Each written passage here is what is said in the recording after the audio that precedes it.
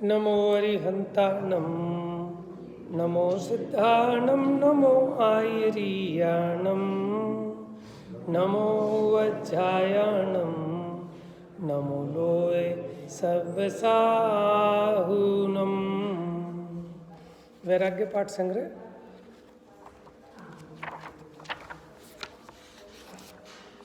ये हम पढ़ रहे हैं वैराग्य 25 का, यानी वैराग्य प्रेरक 25 छंद हैं इसमें।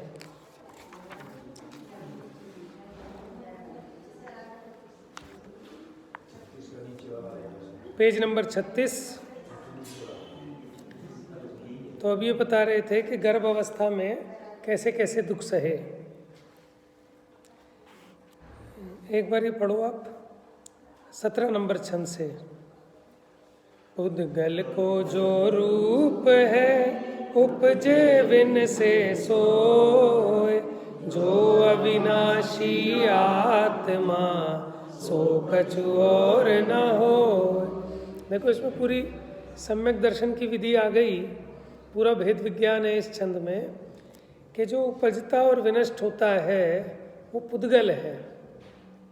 ठीक है, जो भी कुछ आपको पूरन और गलन स्वभाव वाला वो पुद्गल है, इसीलिए उसका नाम पुद्गल है, क्योंकि उसमें स्कंद रूप रचना होती है। लेकिन आत्मा तो अखंड है, अनादि अनंत है। आत्मा में ऐसा पूर्णा गलना नहीं होता। तो अगर ये जीव भेद विज्ञान कर ले तो इसके सारे सप्त भय मिट जाएं। ठीक है, सारा इसका दुख मिट जाए। देखो दुख मिटाने का एक ही उपाय है। देखो जिस उपाय से दुख मिटता है ना, जैसे सम्यक दर्शन, मिथ्या दर्शन का अभाव हुआ, तो मिथ्या दर्शन को मिटने का उपाय क्या है? भेद विज्ञान। ठीक है, तो भेद विज्ञान के बल से सम्यक दर्शन होता है। अब सम्यक दर्शन तो हो गया, अब उसके आगे क्या करें कि जिससे कि केवल ज्ञान होए? तो वहाँ भी क्या कहा है कि भेद विज्ञान कब तक भाना कि जब तक ज्ञान में प्रतिष्ठित ना हो जाए।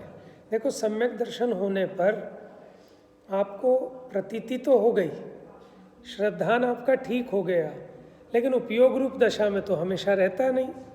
तो इसलिए क्या करना कि उपयोग रूप दशा में भी बारंबार वही भेद ज्ञान का विचार करना कि पुद्गल को जो रूप है उपजे विन से सोए, जो अविनाशी आत्मा सो कछु और न होए।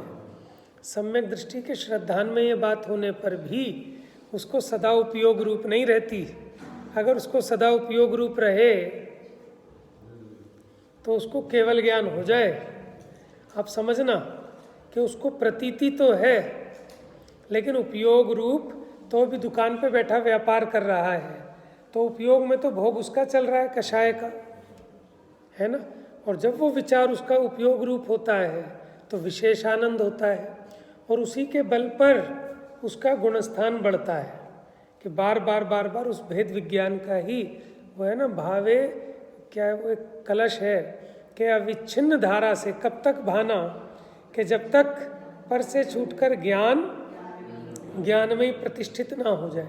माने जब तक केवल ज्ञान ना हो जाए तो करने योग्य कार्य तो यही है, बुद्धिपूर्वक पुरुषार्थ तो यही है जीव का। बाकी जो होने योग्य कार्य है वो अबुद्धिपूर्वक वाला स्वयमेव होता है। आपने कुछ नहीं करना कर्मों में। समझ में आया ना? जीव का तो इतना ही पुरुषार्थ है कि अपने उपयोग को तत्व निर्णय में लगाए, तत्व विचार में लगाए, भेद विज्ञान में लगाए, तो उससे इसकी कषायें भी मिटती हैं। उपाय अलग नहीं है। देख अवस्था गर्भ की कौन कौन दुख हो, बहुरी मगन संसार में सोलानत है। तो माने जैसे किसी को याद दिलाते ना, देख तू कितना पिटा था और फिर वही काम कर रहा है। ठीक है, ऐसे ही जब ये गर्भ में 9 महीने अंगों को संकुचा कर वहाँ रहा और कितने उसने दुख सहे जीव ने, लेकिन अब फिर वहाँ से निकला और संसार में मगन हो गया। तो कहते हैं सो लानत है। तो है अब तो उन दुखों को भूल गया और फिर उन दुखों को मिटने का उपाय नहीं करता, तेरे को लानत है।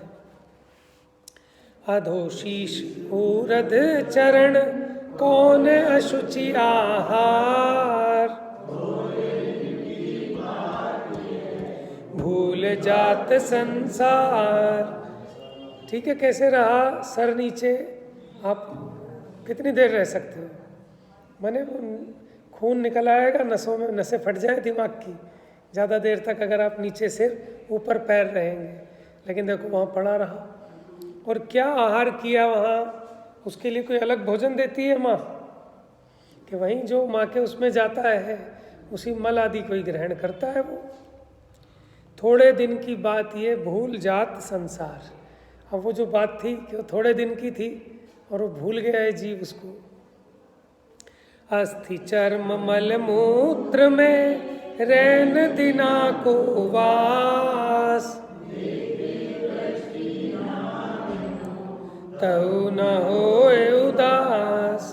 देखो अस्थि यानी हड्डी, चर्म चमड़ा, मल मूत्र में रैन दिना को वास।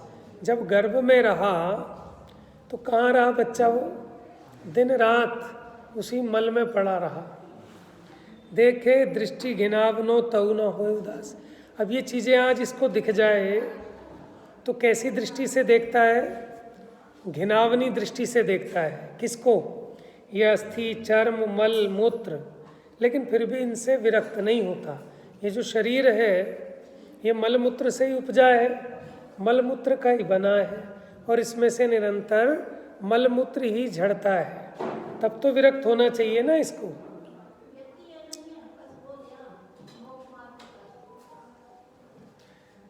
तो फिर भी विरक्ति नहीं आती इसको। देखो कितनी हैरानी की बात है, क्योंकि ये जीव विचार ही नहीं करता।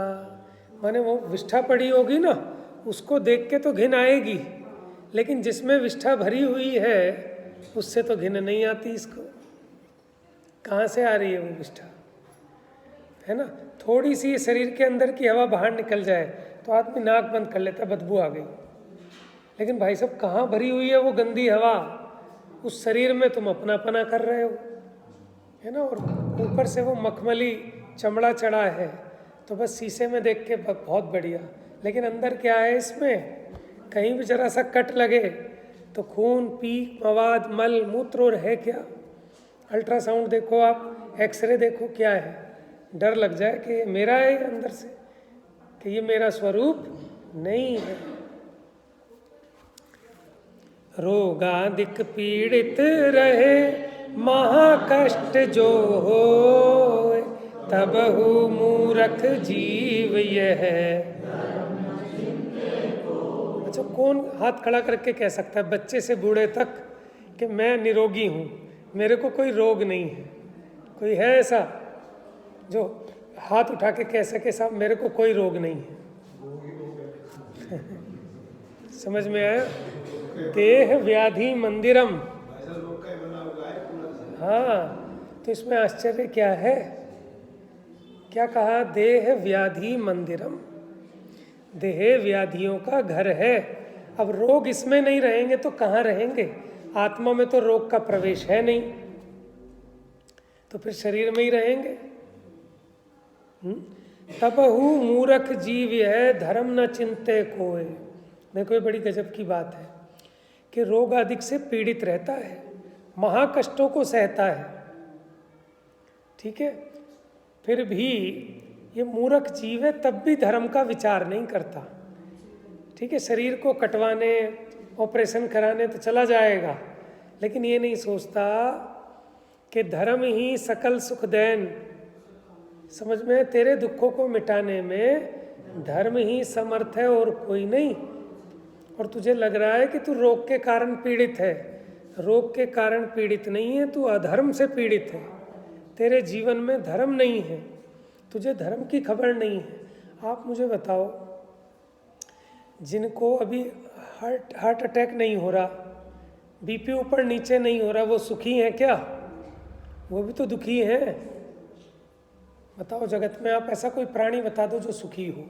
अरे तीर्थंकर भी सुखी नहीं थे, तभी तो छोड़ के गए दीक्षा लेके। बात समझ में आ गई? देव जिनको सब महासुखी मानते हैं, वो भी कहाँ सुखी हैं? अगर सुखी होते तो विषय भोगों में क्यों रमन करते? तो सुखी का पहचान क्या है कि वो शांत अपने में बैठ गया। ये सुखी जीव का लक्षण है कि उसे किसी से कुछ नहीं कहना, कुछ नहीं लेना, कुछ नहीं देना, किसी से कोई मतलब नहीं है। ये सुखी जीव की पहचान है। देखो, आप भी जब सुखी होते जाएंगे तो आपका संप्रेषण कम होता जाएगा और एक समय ऐसा होगा कि आप मौन हो जाएंगे। तो सुखी जीव का लक्षण है। जो बहुत ज़्यादा बोलता है वो बहुत ज़्यादा दुखी है। देखो, दूसरे के चक्कर में आप लोग अपना नुकसान मत करो, आने जाने वाले चलते रहेंगे, आप अपना उपयोग एकाग्र करो।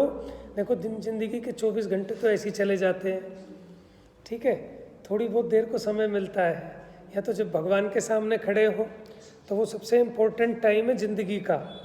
किसी और चीज़ के लिए ख़राब नहीं करना बिल्कुल भी।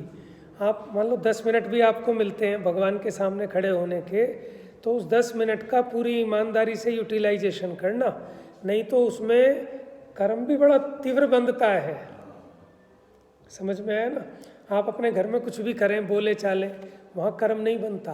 लेकिन आप भगवान के सामने खड़े हैं और वहाँ इधर उधर की बात करें, है ना, उसमें महाकर्म का आश्रय होता है। क्यों?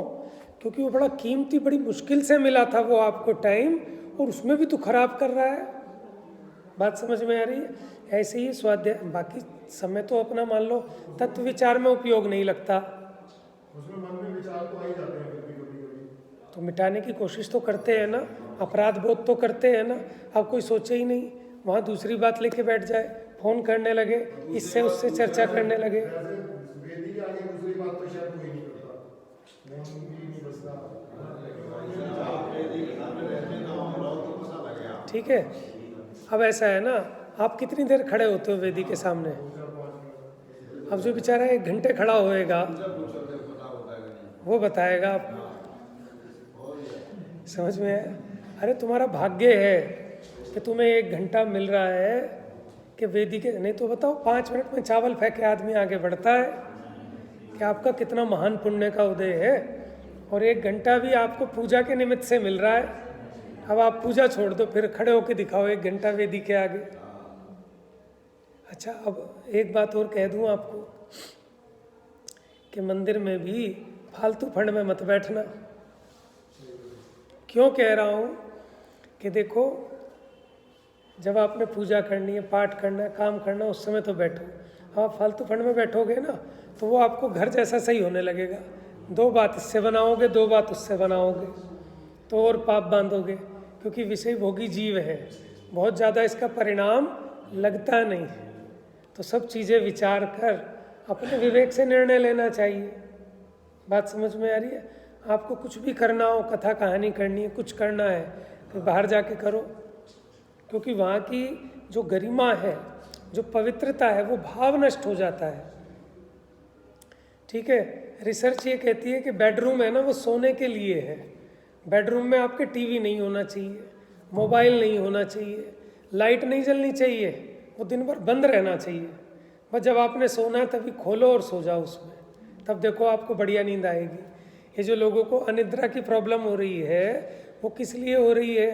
तो वो कहते हैं कि वहाँ आपका टीवी भी चल रहा है, बेडरूम में आपके मोबाइल भी चल रहे हैं, तो परमाणु सारे ऐसे हो जाते हैं वहाँ के।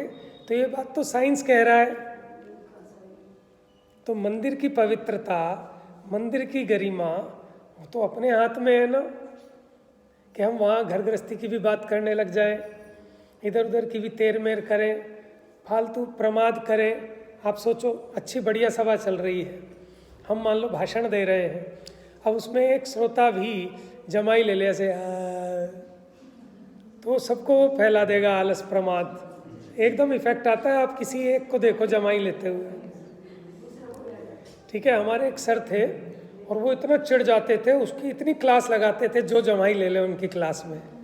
वो कहते हैं यार मेरा दिमाग खराब हो जाता है, कंसंट्रेशन नहीं होता, कितना सोच के मैं बात बतानी होती है। नहीं, मैं तो एक बात बता रहा हूँ आपको, मैं तो एग्जाम्पल दे रहा हूँ, मैं ये नहीं कह रहा हूँ। तो ठीक है, होती है, लेकिन अपने को उसका पश्चाताप होता है ना। मान लो मैं स्वाध्याय कर रहा हूँ, और स्वाध्याय करते हुए मुझे ही प्रमाद आने लगे, इसका मतलब क्या है कि मेरा मन नहीं लग रहा, मेरा उपयोग कंसंट्रेशन में नहीं है। और मैं कितना भी थका हूँ, अगर मेरा उपयोग सजग है, सावधान है, तो मुझे जमाई नहीं आती। बात समझ रहे हैं? सावधान होने की बात भी आ जाती है, ऐसा तो चलो वो बीमारी हो सकती है फिर कोई, प्रॉब्लम हो जाती है। ठीक है, उसको फिर आदमी थोड़ा सा देखे, खा के ज़्यादा आए हैं या कुछ और प्रॉब्लम है फिर। खाने से भी रिलेट नहीं है, काफी देर पहले का खाना था तब भी प्रॉब्लम होती है। चलो अब वो चीज़ें तो अपने हाथ में नहीं है, हम तो वही कर सकते हैं ना कि जो अपने बुद्धिपूर्वक हाथ में है। तो हम तो ये कह रहे हैं कि जो अपने हाथ में वो तो संभाले, जो अपने हाथ में नहीं है उसके लिए रो रहे हैं। जैसे कोई कहता है ना क्या कि जो ऐसा कुछ कहते हैं ना कि एक बच्चा जो सामने है उसकी फिक्र नहीं है, है? हाँ ऐसा, ठीक है। अब उसकी फिक्र कर रही है, जो गोद में है उसको तो पहले खिला ले। तो ऐसे जो जहाँ हमारा बुद्धिपूर्वक पुरुषार्थ हो सकता है वहाँ तो हम खरे नहीं, और जहाँ नहीं हो सकता उसकी बात करें कि साहब पंचम काल है, मोक्ष तो होता नहीं है, कि ठीक है मोक्ष नहीं होता, शुक्ल ध्यान नहीं होता, लेकिन धर्म ध्यान तो होता है। बात समझ में आ गई साहब? क्या करें, काल ऐसा है। तो ये तो ऐसी बात हो गई कि अपने कहा भैया तुम पढ़ते हो स्कूल में, कि साहब क्या करें, हमारे गांव में इंटर कॉलेज ही नहीं है, इसलिए भैया हम तो अनपढ़ रह गए। अरे इंटर कॉलेज नहीं है, 5वीं तक का प्राइमरी स्कूल तो है, और तुझे तो प्राइमरी स्कूल चाहिए, अभी इंटर कॉलेज की बात क्यों कर रहा है? जब तू प्राइमरी पढ़ जाए तब ये बात कहना ना। तो इसलिए मैंने कल भी कहा था ये बात, जब चरणान योग का व्याख्यान का विधान था कि यहाँ जो 5 पाप छुड़ाए, वो 5 पाप कैसे कि जगत में जिनको 5 पाप कहा जाता है उसको छुड़ाया। अब आप अगर उसमें बाल की खाल निकालोगे तो फिर तो आप कहोगे कि 9वें गुण स्थान तक भी अब्रह्म रहता है, 8वें गुण स्थान तक भी भय कसाय रहती है, कि छोड़ो उसको, कि वो जीव के हाथ की बात नहीं है। यहाँ तो उपदेश उतना ही दिया जाता है कि जितना बुद्धिपूर्वक आप कर सकते हैं, क्योंकि यहाँ आचरण कराने का प्रयोजन है। खाली बातें बनानी हो तो जितनी मर्जी बना ले, लेकिन यहाँ तो आप अपने जीवन में कैसे चेंज लाएं, कैसे सुधार करें, इसलिए बात है। तो खैर, तो हम तो ये कह रहे थे कि इसीलिए भगवान के सामने भी बहुत ज़्यादा देर खड़े नहीं होना, ठीक है, लिमिटेड, ठीक है, अपना आधा घंटा। जब आपको पता है कि रोज़ रोज़ पहले तो अपने उपयोग को सुधारना, ठीक है, कोशिश करना कि उपयोग यहाँ लगे, लेकिन अपनी भूमिका को देखते हुए, ठीक है, तो वहाँ सावधानी विशेष रखना, क्योंकि उससे क्या होता है कि वो महिमा ख़त्म हो जाती है। फिर अपने को रोज़, जैसे अब जिनके बच्चे रोज़ ऐसे पड़े रहते हैं ना स्वाध्याय भवन में और मंदिरों में, उनको विनय ख़त्म हो जाती है मंदिर की। वो बच्चे बड़े भी होंगे, उन्हें खेल का मैदान ही दिखता है, क्योंकि बचपन से वहाँ खेले ही हैं, तो उनको वो भाव विशुद्धि बनी नहीं सकती। बात समझ में आ रही है? माने अब जैसे ये हम इसको अपना धंधा बना लें, प्रोफेशन बना लें कि भाई 1 घंटे के जो है 1100 रुपये लगेंगे, ज़्यादा हो तो कम बता देना। 1 घंटे के क्लास, भैया ट्यूशन पढ़ाते हैं तो भी उसमें 1 घंटे के 2-2 हज़ार रुपये लेते हैं, तो 1 घंटे के 2100 रुपये लगेंगे। तो क्या होगा इससे? इससे क्या होगा कि कमाई होगी, कि कमाई तो हो जाएगी, लेकिन जो परिणामों की विशुद्धि है वो नष्ट हो जाएगी। क्यों हो जाएगी? कि अब लक्ष्य रहेगा पैसे पर, ठीक है ना, परिणामों पे तत्व ज्ञान की मुख्यता तो हो जाएगी गौण, और वो पैसे की हो जाएगी मुख्य। इसलिए जो बढ़िया वैद्य है ना, वो पैसे वैसे नहीं लेते, और उनके हाथ में जादू होता है कि हाथ फेर दे तो ही बीमारी मिट जाती है। तो कैसा खेल है सारा, है कि देखो परिणामों की बड़ी अचिंत महिमा है। समझ में आया? जैसे रिद्धियाँ होती है ना मुनिराजों को, कि अगर किसी की तरफ बुरी दृष्टि से देख लें तो जल जाए। एक आशीर्विश्रिद्धि होती है, दृष्टि विश्रिद्धि होती है, कि अगर देख लें करुणा से तो जहर उतर जाए उसका, और गुस्से में देख लें तो वहीं मर जाए, ऐसी वचन रिद्धि होती है। कहे मर जा अगर कोई नहीं जीवित रहे भाई, मगर वे तो दयालु हैं मरण जग में को सुखदाई। तो तो करते नहीं हैं। लेकिन आप ये देखो कैसा निमित्त नैमित्तिक संबंध है, वो सारा कर्म का उदय, वो सारा साइंस ऑटोमेटिक फिक्स है। कोई बुद्धिपूर्वक कोई कहे क्रमबद्ध पर्याय का क्या होगा, क्या कोई किसी को मार और जिला सकता है? टोडरमल जी ने जगह जगह लिखा कि देखो पुद्गलों की भी अचिंत शक्ति है, मैं आपको अभी दिखा सकता हूँ। वहाँ लिखा मंत्रादिक की अचिंत महिमा है। मैं अभी आपको ऐसी कोई कड़वी बात कहूँ, अभी आप खोल खुला के उठ जाओगे इधर से और ऐसे फेंक के मारोगे, ये रही तुम्हारी धर्मशाला। ठीक है, तो क्या है, मैंने तो कोई एक वचन बोलना है ऐसा जिससे आपको ऐसी आग लग जाएगी, आप रॉकेट की तरह बाहर भागेंगे या फिर पत्थर लाके मेरा सर फोड़ेंगे। तो देखो कैसा निमित्त नैमित्तिक संबंध है। तो ये वचनों में मांत्रिक शक्ति होती है। कोई अपने इन वचनों से किसी को ऐसा मोहित कर लेता है कि उसके लिए अपनी जान देने के लिए तैयार है। कोई अपने मुंह का निवाला भी उसे खिलाने को तैयार है, और कोई वचनों का ऐसा प्रभाव है कि उसका सर फोड़ने को तैयार है बिना मतलब के। बात समझ में आई? वचनों के है ना। तो ये वचन जो है कि हमें बहुत बड़ी शक्ति मिली है, इसलिए हमें इसका सोच समझकर प्रयोग करना चाहिए। देखो 100 लठों से वो काम नहीं हो सकता जो एक मीठे बोल से हो सकता है। समझ में? हाँ, इन 2 हाथों से, माने 100 लोग आपको मारने आ गए, इन 2 हाथों से आप हाथ जोड़ दो तो सारे कंट्रोल हो जाएंगे। है कि नहीं निमित्त नैमित्तिक संबंध? अभी आप चाहे तो ऐसा काम कर दो, सामने वाला गोली मार दे अभी आपको, तो कोई किसी को मार नहीं सकता, जिला नहीं सकता। वो सारी बातें फिक्स हैं, ठीक है, लेकिन ये निमित्त नैमित्तिक संबंध है कि नहीं है? तो हम देखो, इसीलिए निमित्त की मुख्यता से कथन किया जाता है। ठीक है, कथन निमित्त की मुख्यता से किया जाता है, व्यवहार न्याय की शैली है। चरणान योग में क्या करते हैं आप परिणामों को सुधारने के लिए? बताओ। परिणामों को सुधारने के लिए लिखा भैया कुसंगत मत करना, सत्संगति करना, कुगुरु कुदेव कुशास्त्र के पास नहीं जाना, सच्चे देव शास्त्र गुरु के पास जाना। तो कहना भैया ये सदा सुखदास जी को पता नहीं था क्या कि निमित्त से काम नहीं होता, उपादान से होता है। चाहे सच्चे देव हों चाहे कुदेव हों, उनसे सम्यक दर्शन मिथ्या दर्शन होता है कि अपने उपादान की योग्यता से होता है? ये बताओ, बताओ जी।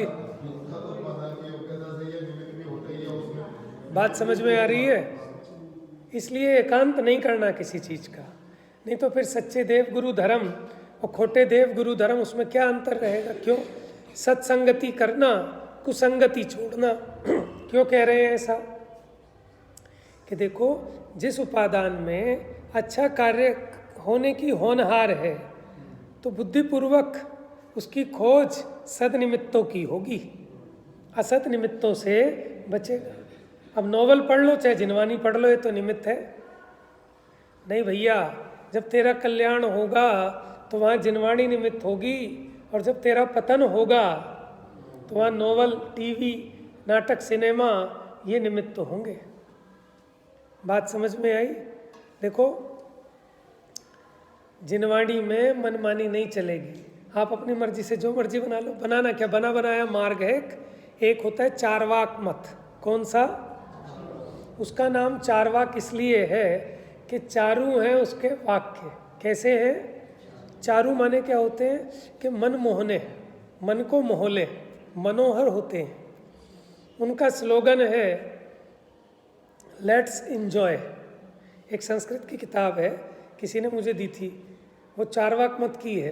वो संस्कृत में उनका स्लोगन है, मुझे संस्कृत का याद नहीं है, उसका इंग्लिश वर्जन लिखा था। उसका इंग्लिश का मीनिंग है लेट्स इंजॉय, मौज करो। ठीक है, वो कहते हैं कि जब तक जियो सुख से जियो, है यावत जीवेत सुखम जीवेत, रणम कृत्वा घृतम पिबेत। क्योंकि ये मरण होने के बाद दोबारा आगमन तो होना ही नहीं है। तो जब तक जियो सुख से जियो, कर्जा लेकर भी घी पियो। किसने किसको लौटाना है? चाहे कर्जा लेके भी घी पियो। ये चारवाक मत का श्लोक है। समझ में आया? कौन सा वाला? आपकी हिम्मत है, आप निकाल लो।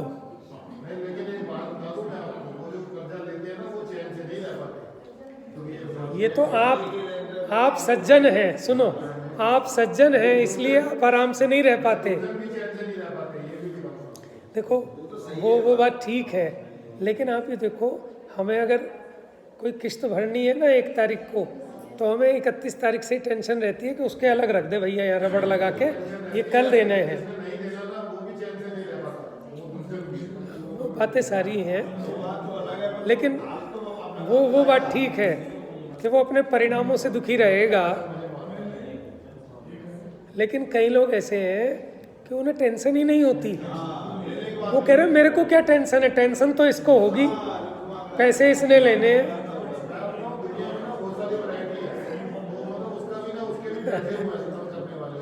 देखो वो तो सब है, देखो अंत तो बुरा ही है, ये तो सबको पता है, अंत तो बुरा ही है उसका, है ना। चलो आगे बढ़ते हैं, अपना विषय तो हम ले ही नहीं पाएंगे आज। चलो हाँ, इसको आज पूरा कर लेते हैं, ठीक है। तो मोक्ष मार्ग प्रकाशक की बात भी आ गई ना बीच में, कि वो चार्वाक मत है कि जब तक जियो सुख से जियो, मौज करो। कि भैया ऐसी मौज यहाँ मौज नहीं है, वो तो दुख है। यहाँ तुम जिसे मौज कहते हो, यहाँ हम पहले तो भेद ज्ञान कराते हैं कि वो मौज नहीं है, वो तो महादुख है। ये राग आग दहे सदा, कि हमारी पढ़ाई तो बिल्कुल उल्टी पढ़ाई है उससे। संसार जिस इंद्रिय सुख को सुख कहता है, हम कहते भैया वो सुख है ही नहीं। बात समझ में आ रही है? देखिए, तो हमने कहा था कि सभी रोग से पीड़ित हैं और महाकष्ट उठाते हैं, तब भी ये मूर्ख जीव धर्म का चिंतन नहीं करता, क्योंकि धर्म के अलावा और कोई उपाय नहीं है आपके पास सुखी होने का। चिर रक्षक धर्म हमारा हो धर्म हमारा, जग में न हमारा हम भी न रहे। ये भावना भानी चाहिए ना। ये स्त्री पुत्र तो अभी छूट जाएंगे ऐसे ही पलक मिसते ही, और आप ऊपर जाओगे ना, देख लेना चाहे कि कैसे दुर्दशा करेंगे इसकी, और सब अपने अपने सुख को रोएंगे कि हाय अब मुझे दवाई दिला के कौन लाएगा। ठीक है, मानो माँ को दवाई दिला के लानी होती तो माँ यही कहेगी हाय अरे बेटा मेरी दवाई कौन दिला के लाएगा। घरवाली अपने दुख को रोएगी, ठीक है ना, सब अपने है, इन बच्चों का क्या। माने वो नौकर बन के आया था बस कि सबके प्रयोजन साधता रहे। और आप सोचो कोई कामचोर मरे कि ना वो माँ बाप की सेवा करता हो ना किसी की, चल भैया बढ़िया है निपटा काम, तो इसका मतलब सब स्वार्थी हैं, किसी को आपसे मोह नहीं है। कि मोह आपसे कहाँ से हो, आपको जानते ही नहीं, ये तो इस देह को जानते हैं, और वो भी मिट्टी की तरह पड़ी रहती है ऐसी की ऐसी, और ये कैसे उसको जला देते हैं बताओ। आसान बात है, फटाफट फटाफट करो करो करो करो फटाफट। समझ में आया? माने ये बात इसलिए बता रहे हैं कि इसके पीछे अपना भैया नुकसान मत करो, ठीक है ना। माने कोई भिखारी आया, उसको 2-4 रुपए दे के निपटाओ, अपनी वसीयत थोड़ी दे दोगे उसको। तो ये तो मेला है, और मेले में कोई मिलता है, जैसे आप ट्रेन में जा रहे हैं शिखर जी, तो कोई मिलेगा तो उसको भी हम 1-आध रोटी दे देते हैं, पूरा सब कुछ थोड़ी दे देते हैं। तो मेले में पंथी जन मिले हैं तो ठीक है, जितना हो उतना इनके लिए भी थोड़ा बहुत कर्तव्य पूरा करना, लेकिन करने योग्य कार्य अपना काम है उसको नहीं भूलना। अब होता क्या है कि हम मेले में ऐसे मस्त हो गए कि जो अपना था उसे भूल गए उसके चक्कर में। तो वो अज्ञानता है। मरण समय विललात है को लेहु बचाए, जाने ज्यों त्यों जी जिए।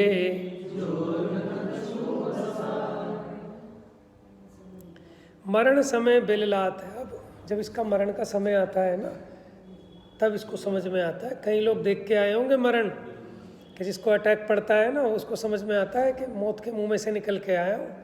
वो बता नहीं सकता क्या उसके साथ होता है, लेकिन साक्षात दर्शन करके आ जाता है। कहते हैं तो चला ही गया था, मौत के मुंह में वापस आया हूँ। कि तू तो देख आया ना मौत, अब तो तुझे विरक्त होना चाहिए, लेकिन फिर 1-2 दिन उसको थोड़ा सा लगता है, फिर वही का वही है। ऐसे ही है जीव का। मरण समय विललात है को लेहु बचाए, जाने ज्यों त्यों जी जिए, जोर न कछु बसाए। देखो अब इसका ज़्यादा तो मुझे समझ में नहीं आ रहा कि इसका जो चल पाता है वो करने से चूकता नहीं। अमेरिका का डॉक्टर हो तो उसको भी दिखा ले, कोई कहे तांत्रिक का झाड़ा लगवा लो तो वो भी लगवा ले, कोई कहे बलि दे लो तो बलि भी दे ले, कोई कहे चौराहे पे नींबू रख दो तो वो भी रख दे, सारे काम कर लेता है, लेकिन इसका जोर चलता कहाँ है। जाने ज्यों त्यों जी जिए, जोर न कछु। मुझे ज़्यादा स्पष्ट नहीं हुआ, लेकिन भाव आप समझ लेना कि अपने इसका जितना दम है वो तो सब लगा लेता है। हाँ, जाने ज्यों त्यों जी जिए, जोर न कछु बसाए। हाँ, फिर नर भव मिलिवो नहीं, किए हुकोट उपाय, ताते बेगहि चेतहु, आहो जगत के राय। भैया फिर मिलना है बड़ा कठिन है मनुष्य पर्याय। चाहे तुम करोड़ों उपाय करना, ताते बेगहि चेतहु, बेगहि माने जल्दी से, इसलिए अब चेत जाओ, अहो जगत के राय, ओहो जगत के राजा। भैया की यह बीनती, चेतन चितहि विचार, ज्ञान दर्श चारित्र में, आपो लेहु निहार। ये भैया की विनती, भैया भगवती दास जी की रचना होगी है, तो वो अपने को ही समझा रहे हैं। ज्ञानी दूसरों को नहीं समझाते, उनके पास बहुत काम है, वो अपने को ही समझाते हैं। अब उसके निमित्त से दूसरों को भी कुछ फायदा मिल जाए तो मिल जाए। हाँ, तो भैया की यह विनती, तो भैया भगवती दास जी यही विनती कर रहे हैं, चेतन चित्त ही विचार, कि अपने चेतन को अपने चित्त में विचारो। ज्ञान दर्श चारित्र में, ये जो दर्शन ज्ञान चारित्र में, इसमें आपो लेहु निहार, कि तेरी सत्ता तेरे दर्शन ज्ञान चारित्र आदि गुणों में ही है, उसके बाहर शरीर में, कर्म में, नो कर्म में तेरी सत्ता नहीं है। अपने स्वरूप को पहचान। 1/7 को संवत्सर सुखकार, पक्ष शुक्ल तिथि धर्म की, जय जय निशिपतिवार। तो अंत में धर्म की जय जय कर रहे हैं, और वो तिथि बताई उन्होंने किस तिथि को ये लिखी थी रचना। बात समझ में आ रही है? तो देखो इम्पोर्टेंट बात ये है, मैंने कई बार उदाहरण दिया, टोडरमल जी का उदाहरण है। जैसे औषधालय में अनेक औषधियाँ रखी हैं, ठीक है, और सभी औषधियाँ बढ़िया हैं, ठीक है, लेकिन सब तो तू खा नहीं पाएगा, और खाने की ज़रूरत भी नहीं है। तो जैसा अपने को रोग हो वो औषधि ले लेना। बात समझ में आ गई? अपने को भी कभी कैसी बुद्धि होती है, कभी कैसे परिणाम होते हैं। तो चारों अनुयोग हैं आपके पास कि आप जैसी डोज हो, ठीक है, जिससे आपका वो राग आदिक मिटे, जिससे आपका दुख मिटे, उस प्रकार का चिंतन मुख्य रूप से कर लेना चाहिए।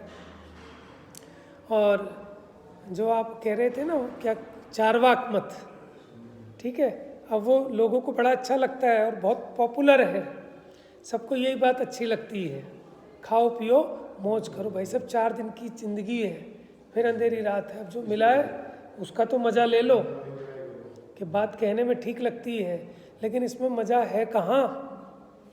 अगर इसमें मज़ा होता, ठीक है ना, तो जितने जितने बड़े बड़े महान पुण्यवान हैं वो सुखी हो गए होते। ये टाटा बिरला सुखी होना चाहिए ना, ये अंबानी सुखी होना चाहिए। जो सुखी व्यक्ति है, आप सोचना जरा इस बात को, अब उसके पुत्र की शादी होनी है, उसके लिए कितने आडंबर रच रहा है, तो हमें समझ में आ रहा है कि वो दुखी है। अगर सुखी होता तो उसे ये सब काम करने की ज़रूरत क्या थी? ये सब काम करके सुखी होना चाह रहा है। ये जो लोग हैं ना, इनमें भी संयम बहुत भारी होता है, इनमें भी संयम।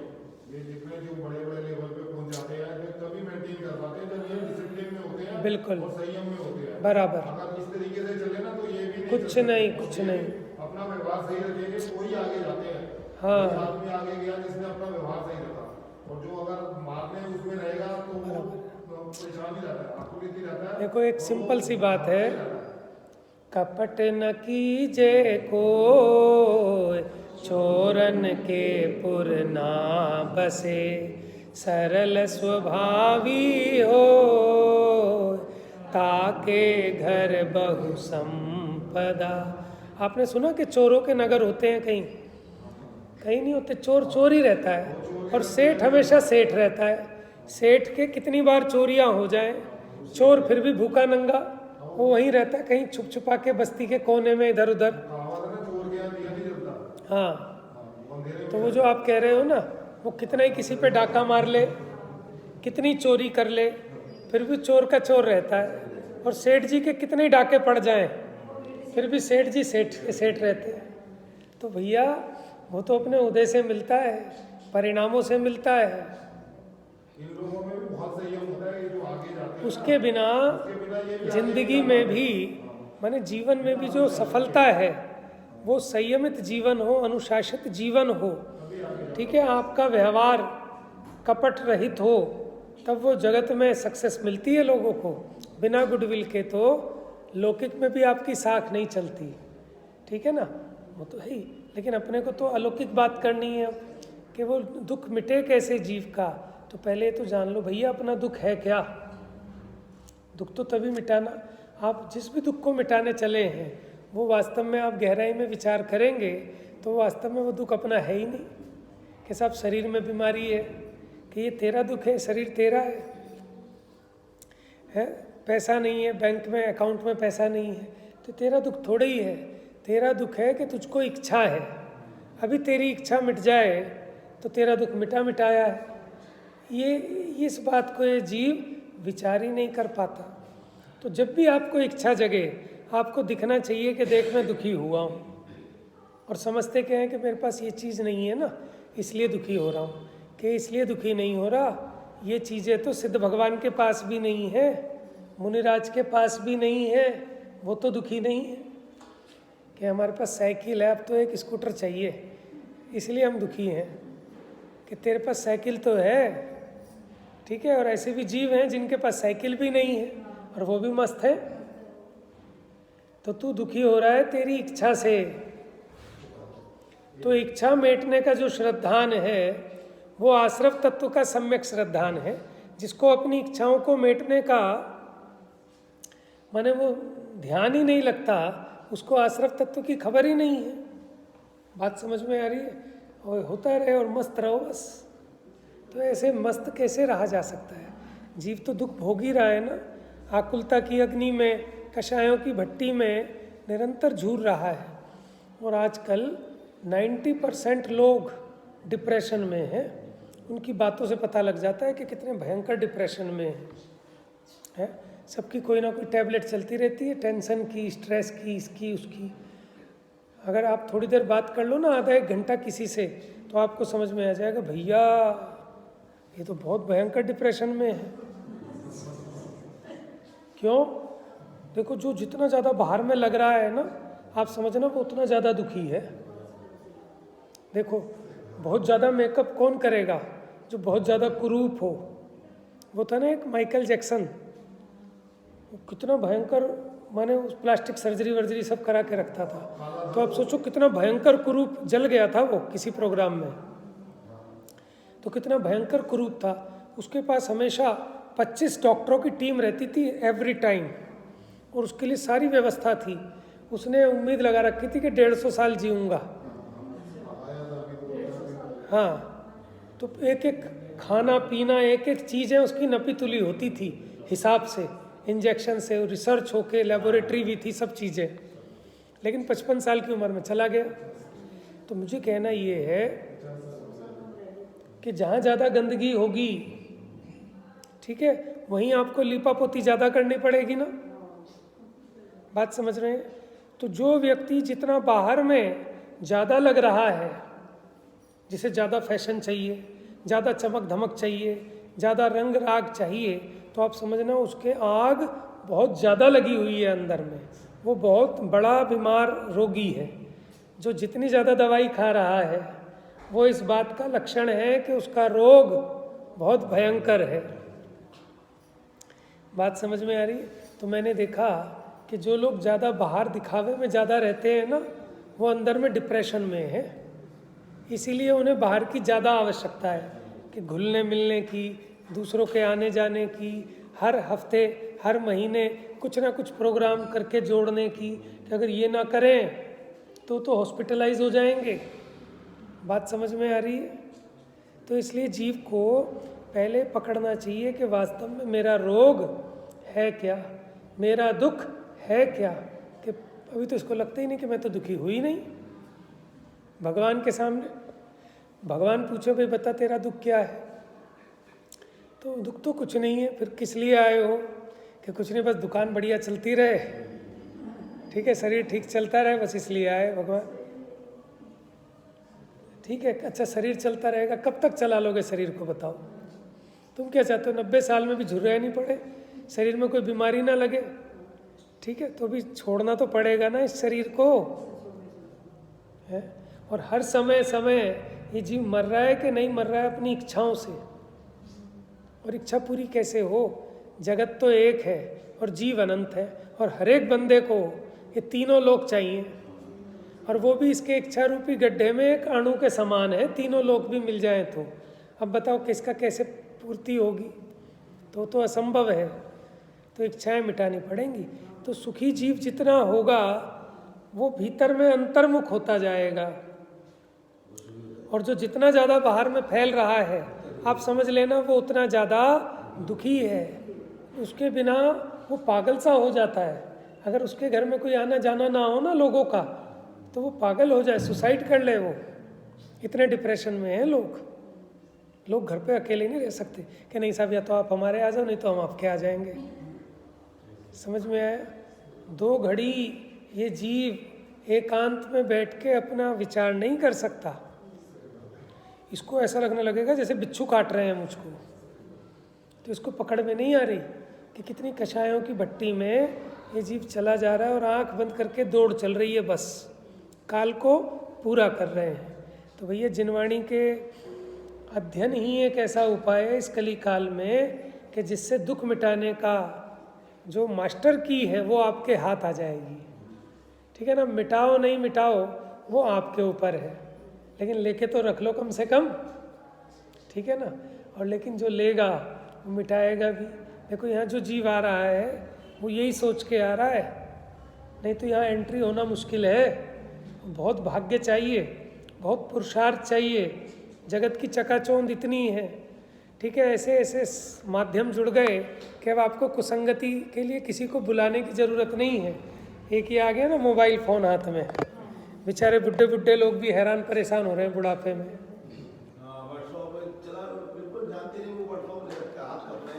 व्हाट्सएप तो ठीक है, लेकिन यूट्यूब ने मार दिया ना सबको। समझ में है? कहीं देख लो आप, कहीं कोई बैठा हो, भिखारी भी बैठा होगा तो वो भी यूट्यूब देख रहा होगा। समझ में है? तो आप देखो कितना कली काल आ गया। अब यहाँ जो आएगा स्वाध्याय में तो बहुत छना हुआ जीव आएगा, बिना उसके तो अवसर ही नहीं है। ये जीव छोड़ने को तैयार नहीं है इसको। 1 मिनट के लिए भी बीमारी लगने आएगी, उसे ऐसा लगेगा कि मुझे कुछ हो गया, मोबाइल दो। जैसे ऑक्सीजन सिलेंडर देना पड़ता है, ऐसे मोबाइल देना पड़ता है बच्चों के हाथ में। ठीक है?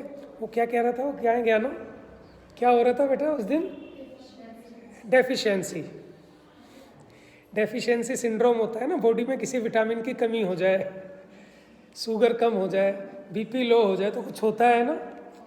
तो 1-2 घंटे अगर बच्चे बेचारे उस पर वीडियो गेम ना खेल पाए हैं तो इन्हें भी कुछ होने लगता है, कुछ। और इन्हें नहीं, सबको होता है कि आपके अपने अपने जो विषय है ना, वो विषय ना मिले। मान लो आपने नियम भी ले लिया 2 दिन साहब मोबाइल का त्याग, लेकिन आप बताना अंदर में कोई खुजली सी होने लगेगी कि नहीं होने लगेगी? ये बीमारी हो रही है।